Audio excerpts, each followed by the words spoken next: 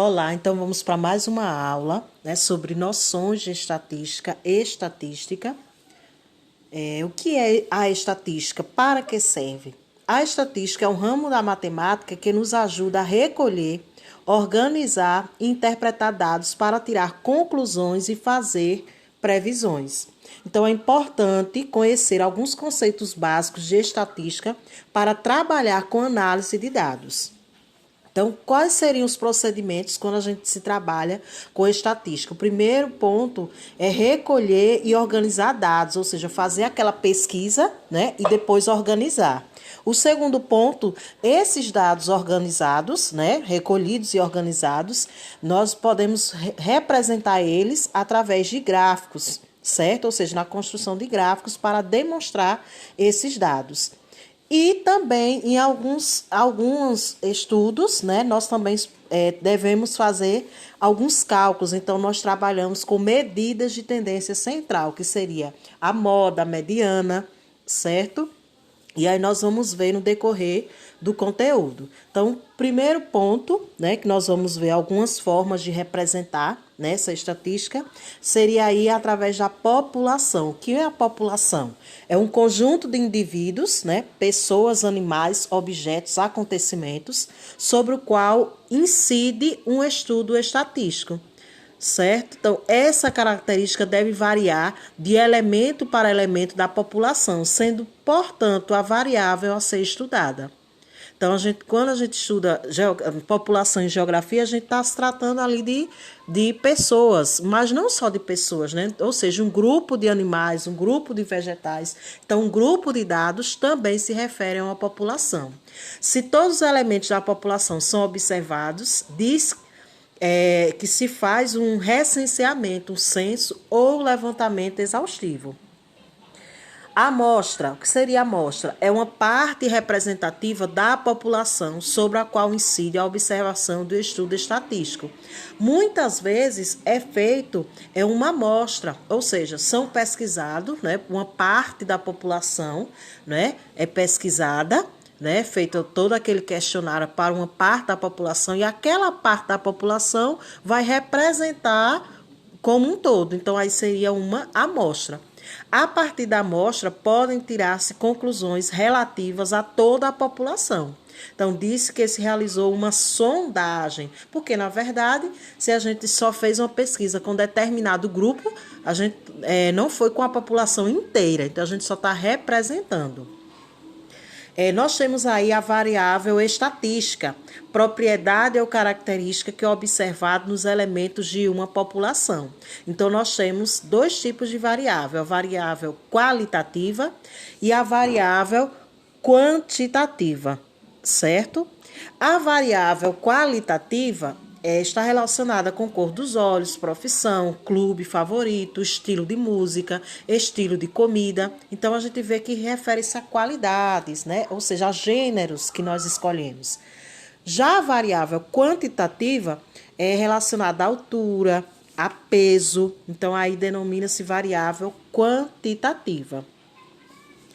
As variáveis estatísticas quantitativas podem se dividir em dois grupos: a variável discreta e a variável contínua, certo? Uma variável que associa a cada elemento da população número resultante de contagem é um exemplo de variação discreta, certo? O número de irmãos, nota da disciplina de matemática, por exemplo. Já a variável contínua são exemplos de peso, altura, distância, né, de casa à escola. Então, uma variável que associa a cada elemento da população número resultante de uma mensuração, uma medição, é geralmente uma variável contínua, certo? Vamos ver aqui um exemplo. Vamos recolher e organizar alguns dados. Exemplo 1. A Ana perguntou aos seus colegas de turma o número de irmãos de cada um e registrou os resultados pela ordem que eles foram respondendo. Então, esse foi o primeiro ponto, ou seja, ela fez uma pesquisa, né, recolheu dados e organizou aí dessa maneira. Então, ela perguntou e aí O primeiro coleguinha disse que não tinha irmão, o segundo que tinha 4, o terceiro que tinha 1, o outro que tinha 4 também. Então, para organizar os dados, vamos construir uma tabela de frequência. Então, após a gente recolher, né, fazer essa pesquisa, a gente vai construir uma tabela. O que seriam as tabelas de frequência? Existe a frequência absoluta e a frequência relativa. A frequência absoluta de um acontecimento é o número de vezes que esse acontecimento se verifica. Ele é representado por φ, ou seja, quantas vezes apareceu lá, quantos coleguinhas da Ana só tem um irmão? Quantos coleguinhas não tem nenhum irmão? Então, quantos zeros apareceu lá? Certo? Então, aí seria a frequência absoluta, ou seja, o número de vezes que repete esse acontecimento. A frequência relativa já é o acontecimento, é o quociente entre a sua frequência. O que é o quociente? É a divisão. Ou seja, eu vou pegar o número absoluto da frequência absoluta e vou dividir pela quantidade total de que foram pesquisados. Certo? Então, esse aí seria a frequência relativa. E é representado por φ.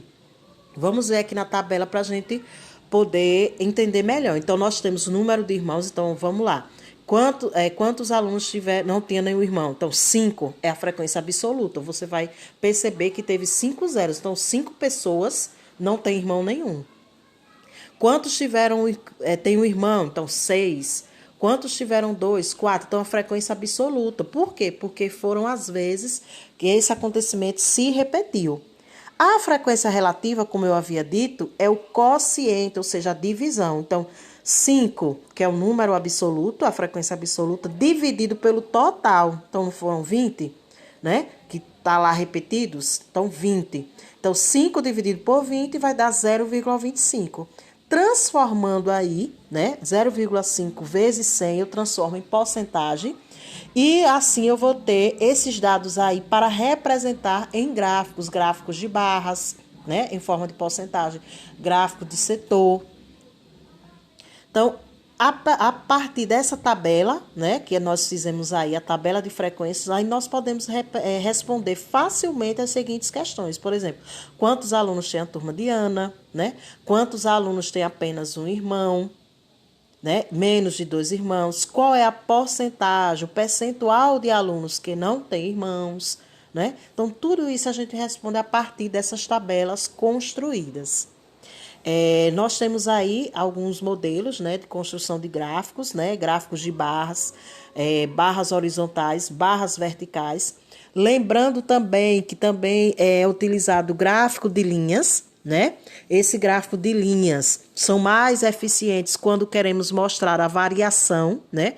O crescimento e decrescimento de dados observados ao longo do tempo. Então, quando a gente relaciona uma pesquisa a tempo, né? Então, aí a gente utiliza o gráfico de linhas.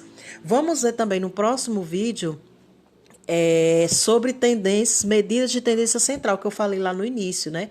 Que quando a gente trabalha com estatística, a gente também precisa, às vezes, fazer alguns cálculos. E é através dessas medidas de tendência central, que é a moda, como eu disse, a média aritmética, a média ponderada. Então, tudo isso a gente vai ver. Não esquecendo também, né? Quando se fala em estatística, a gente também tem a dispersão de dados, né? Que também se faz necessário em algumas pesquisas, certo? E com isso concluímos essa primeira parte.